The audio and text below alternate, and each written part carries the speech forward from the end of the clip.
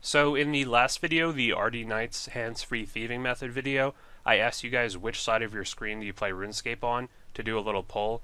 You guys may remember that I play on the left side, and I thought most people would also play on the left side, but I was totally wrong. I tallied up the comments into this little program here, and we have 26 people who play on the right side, 12 people who play on the left, and 8 people who play on a different monitor. So yeah, pretty interesting results. When you play on the left side, I think the good thing is the interfaces, such as the inventory and your HP and everything, are towards the center of your screen. So even if I'm right eye dominant, it's kind of the best compromise, I think, to have those towards the middle, and then which still means having the game on the left side. I don't know. Eye dominance might not be that important, but I did try switching it for a little bit, like just having the RuneScape screen on the right side and having like YouTube on the left side, and I found it very weird to watch YouTube videos on the opposite side of my screen. Definitely not something I'm normally used to doing.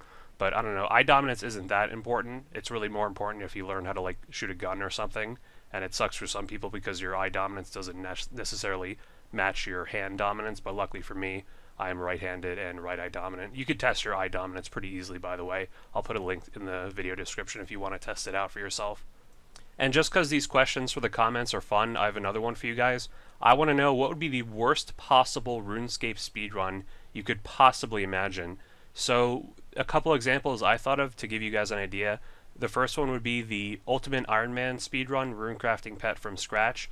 So the timing would start when you create the Ultimate Iron Man account, and the timing would end when you get the runecrafting pet. So that would be horrible to do, getting all that pure essence and doing all that runecrafting on an Ultimate Iron Man, and that would obviously take a long time, but you'd have to sleep in between it as well. But another example I thought of would be the Hardcore Iron Man All Wilderness Boss Pet speedrun. Again, the timing would start right when you create the Hardcore Iron Man account, and the timing would end when you get the final Wilderness Boss Pet, including the KBD Pet. And if you lose your Hardcore Iron Man status, you have to restart the speedrun because it would be invalid. But yeah, those are some really awful RuneScape speedrun ideas. Let me know what ideas you guys have if you have any worse ones than that. So on to the main portion of the video, and that is loot from 400 Venenatis kills, and we are jumping right into it with 100 Grimy Snapdragons. So there's a lot to talk about with this boss. It's such good money. Like, everyone's talking about how the new boss of Warcraft is the new Zulrah, and there's 500 Onyx tips, which are 500k. You'll be seeing a lot of those. Everyone's talking about how Vorkrath is the new Zulrah. Well, I think Venenatis is the new Vorkrath. You're going to see how much money I'm making from this boss every single day. It is such good money, and all these clips are going to be a big drop, so we have a lot to show. Just so much money. So this boss drops a number of things which are very valuable.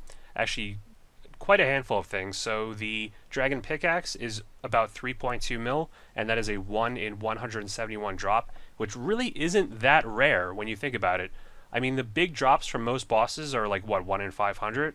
171 is actually not very common, and there's our first Dragon Pickaxe of the 400 kills that we're going to be showing you. So that's a very nice drop, and you'll be getting plenty of those if you kill this boss.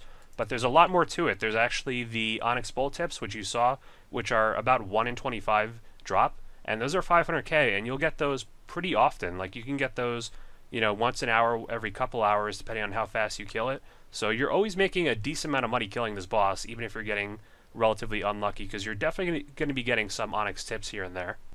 The other huge drop, as you saw as well, is the Grimy Snapdragons, 100 of those, which come out to around 770k, maybe a little bit more. And look, another Dragon Pickaxe. I can't even finish my sentence because the money from this boss is so fucking good.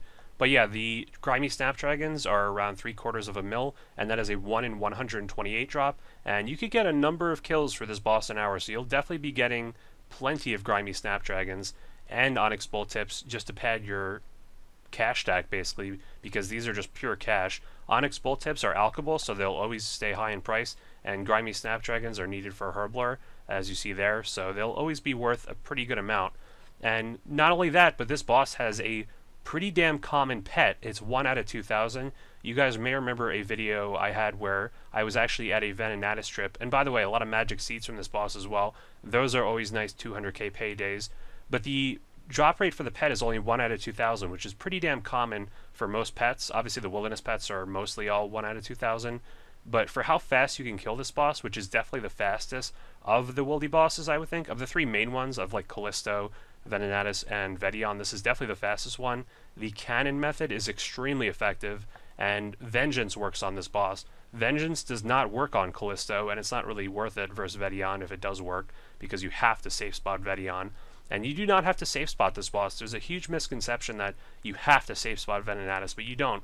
The kills are much faster if you don't, because you can not only can use the cannon right away, but you can Vengeance, and Vengeance does a lot of the damage. This was a really, really dumb clip. I keep talking about how you always have to remember to charge your glories, and in this clip I didn't, and I actually had Onyx Bolt tips on me, as you see right there. But we are actually going to make a daring escape here. But yeah, more about the boss. It's like there's so many good reasons to kill this boss, and not only that, like it's probably the easiest wilderness boss to escape from. Because if you're not an idiot like me, you're doing the boss below 30 wild, so you'll always have a teleport right away. You can just react. If you see a white dot, usually coming from that PK or mountain to the southeast, or southwest rather, you can always just teleport. So it's very hard for PKers to kill you here, and even if they do, they're only going to get a few 100k. It doesn't really waste much time for PKers to kill you. It is annoying sometimes to go have to run back and pick up your cannon if they do kill you, but you don't actually need to do that. You could just go do something else and then claim your cannon from the dwarf in Oladion once it despawns. You don't actually lose your cannon if you don't pick it up. And yeah, so this is definitely a pet I want to go for. Unfortunately, I did not get the pet in these 400 kills, but I think this is a pet that's definitely on the horizon. I mean, why not? I already have the Callisto pet. This one should be even easier. And there's another 100 Grimy Snapdragons. That's the safe spot. This girl came to my world and lured it to the safe spot. And I just finished the kill because I was already killing it on this world, so I didn't like come and crash her or something. But yeah, more magic seeds, which again are a very rare commodity in this game, I think because they nerfed the drop rate of them from Zulrah, so the magic seeds are way more expensive now. And so it wasn't just enough to get 2 Dragon Pickaxes. If you thought that 2 was enough, you're going to be very surprised, because as you see here, we are going to get a 3rd Dragon Pickaxe. Again, I'm getting pretty lucky here, but I'm not even getting that lucky. I mean, this boss is just so good. You can also get the Treasonous Ring, which is around 1 in 512, and it's around 700k, so that's actually not that special of a drop, but it's pretty good as well as a little bonus. And the great thing about this boss too is it can be soloed or duoed, or really as many people as you want with more cannons. If you guys would like a guide on my method of killing Venenatis very, very quickly, let me know in the comments as well, and I'll be happy to make one for you guys. Definitely want to share the love with this boss and show you guys how easy this boss is. You do need pretty high combat stats, but really there's very little requirements. Otherwise, you really just need Verax, and there's a couple specific things you have to know for killing this boss, and I'd be happy to show you guys how to do those. But yeah, even the normal drops from this boss are very good, so that's kind of what makes it great, is, I mean, you're always getting a lot of money. Very rarely do you get a troll drop like Dark Fishing Bait or something where it's worth not a lot. I guess the ultimate troll drop would be the Curved Bone, which is 1 in 5,000, which is much rarer than the pet, and it's a pretty useless item. And so before we end the video, I do want to show you guys that I did finally finish Dragon Slayer 2.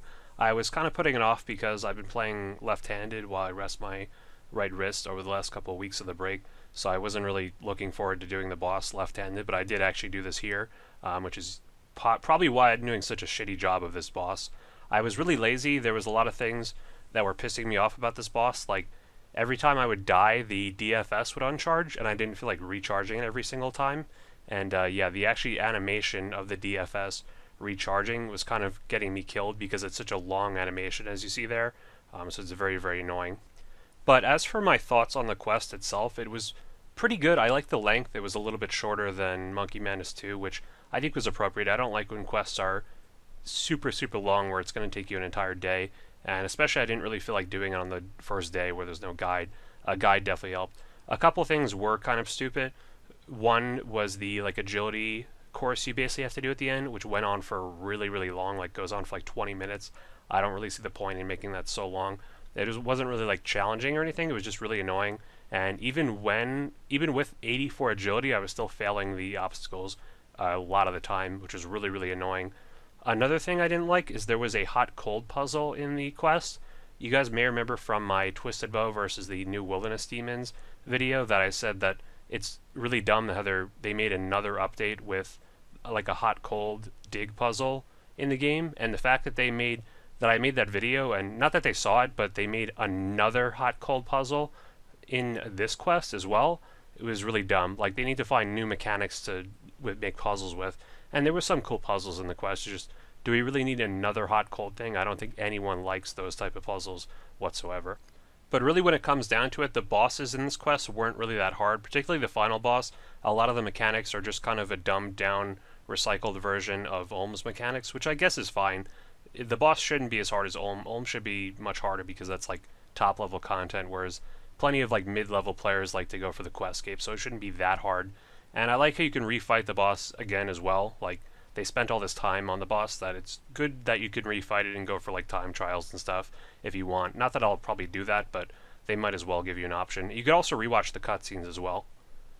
So the main reason I actually wanted to do this quest yesterday is for the Mythical Cape, which you get access to after the quest. You can buy it for 10k, and the Mythical Cape gives 6 crush bonus, which is really unique, and that makes it really good for Verax, which is really good for Venenatis, which is actually probably the like direct reason I wanted to do this quest. It's also good for Vedion as well. You can use the bludgeon on Vedion, which is a crush weapon, so this cape is definitely great for wilderness bosses. It's cheap, you can get a lot of them.